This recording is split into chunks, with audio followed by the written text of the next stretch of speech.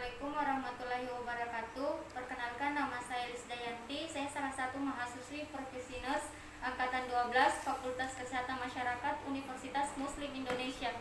Pada kesempatan ini saya akan melakukan pemeriksaan fisik.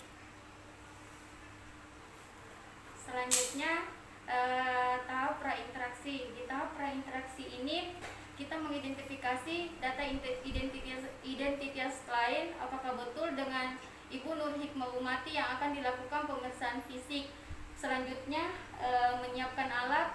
Di sini menyiapkan alat itu ada hammer, termometer, penglight, stetoskop, tensimeter, handscoon, dan hand sanitizer. Selanjutnya masuk di tahap orientasi. Di tahap orientasi ini kita memperkenalkan nama ke klien dan mengidentifikasi identitas klien apakah betul dengan Ibu Nur Hikmawati, dan menjelaskan tujuan dari tindakan yang akan dilakukan. 3. Baiklah Ibu, perkenalkan, nama saya Lisdayanti, saya perawat yang bertugas pada pagi hari ini. Apakah betul dengan Ibu Nur Hikmawati? Ya Bu, tujuannya dilakukan tindakan ini untuk tujuan dilakukan pemeriksaan fisik ini untuk penunjang data diagnosis Ibu. Selanjutnya kita masuk di tahap interaksi. Sebelum kita melakukan tindakan, terlebih dahulu kita mencuci tangan. Seperti ini, 1, 2, 3, 4, 5, 6. Lalu memakai handscoon.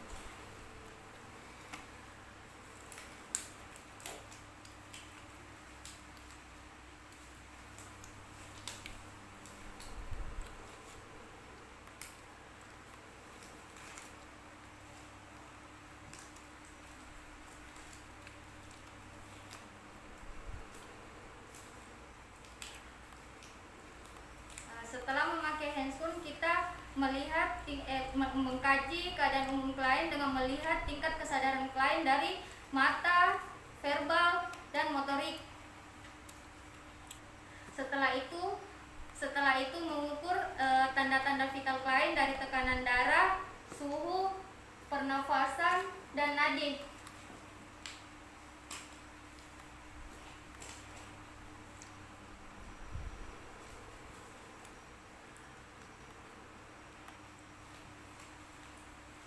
Tekanan darah itu normalnya 120 per 80 mm hierarkium.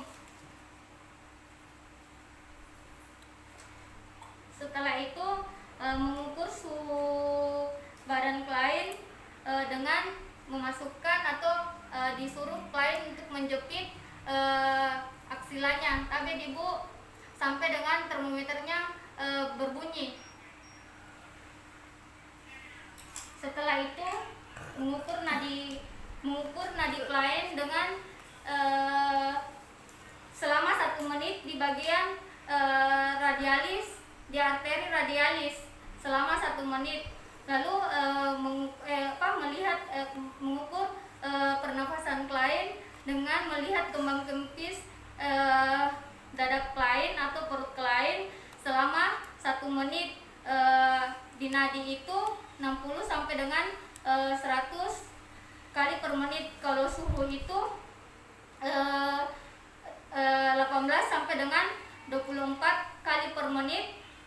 Terus suhu klien itu normalnya 36,5 sampai dengan 37,5 derajat Celcius.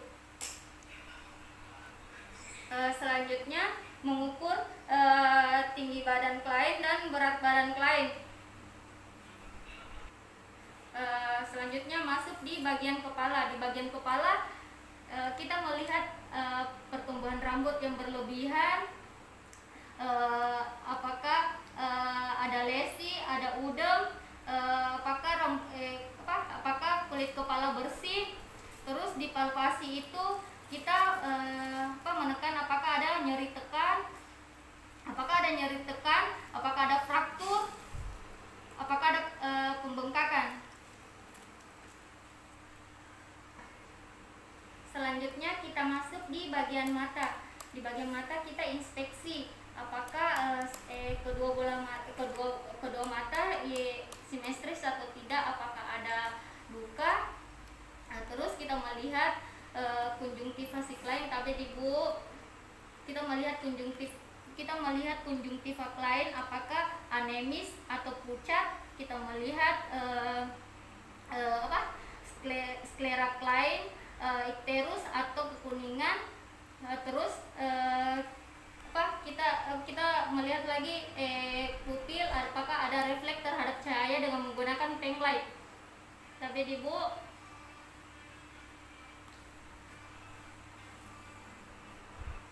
selanjutnya palpasi apakah ada nyeri tekan di area mata.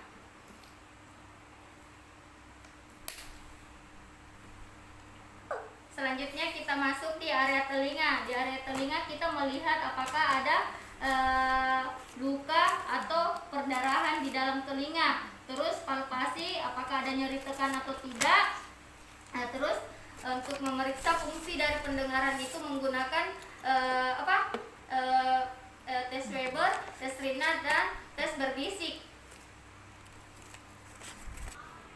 Selanjutnya kita masuk di area hidung. Di area hidung kita melihat apakah simetri antara kiri dan kanan, melihat apakah ada sekret, ada polip. Terus masuk di palpasi. Palpasi kita menekan apakah ada nyeri tekan, apakah ada fraktur di bagian hidung. Selanjutnya masuk di bagian mulut. Di sini kita melihat apakah bibirnya itu kering, lembab. Terus melihat keadaan gigi, kebersihan mulut, apakah ada ulkus.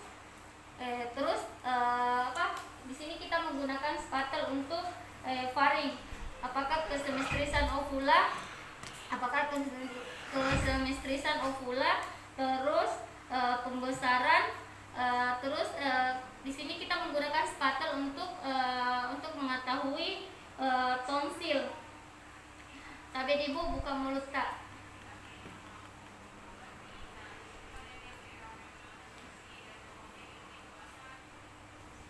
Selanjutnya kita masuk di bagian leher. Di bagian leher di sini kita menyuruh Ibu coba menelan Ibu. Kalau normal itu berarti tidak ada pembengkakan tiroid. Terus pembengkakan tiroid itu terjadi apabila orangnya kurus. Terus di sini kita melihat apakah kulitnya tidak merata, ada massa, ada pembengkakan. Terus di sini kita palpasi apakah ada nyeri tekan.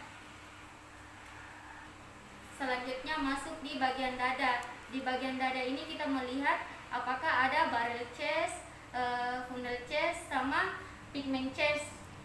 Terus palpasi apakah ada nyeri tekan. Sekalian kita palpasi di bagian payudara. Terus selanjutnya itu kita meletakkan telapak tangan di dada si klien, lalu kita menyuruh Ibu untuk mengetahui apakah kesemistrisan dada. Ibu coba tarik nafas Ibu, lalu hembuskan lagi Bu. Oke. Terus kita mendengarkan suara abnormal dan normal.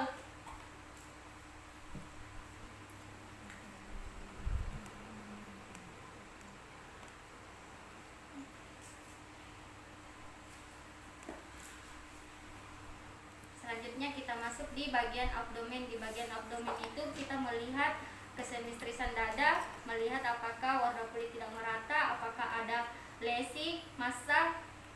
Terus mendengarkan bising usus di bagian kuadran kanan bawah dengan menggunakan stetoskop. Terus palpasi untuk mengetahui area hepar. Terus apakah ada nyeri tekan.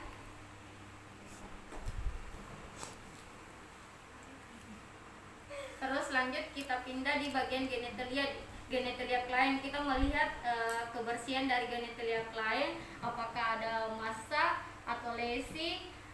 Terus melihat apakah ada cairan yang keluar, apakah ada darah.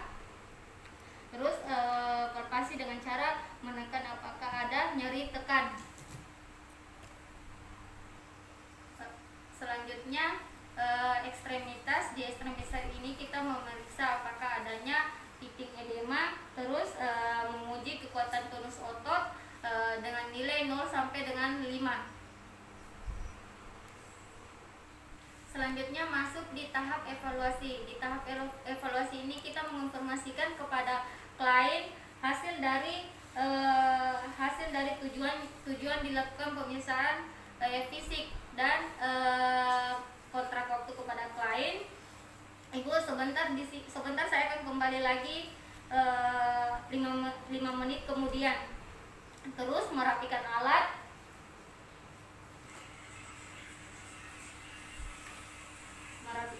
membuka handscoon, terus cuci tangan.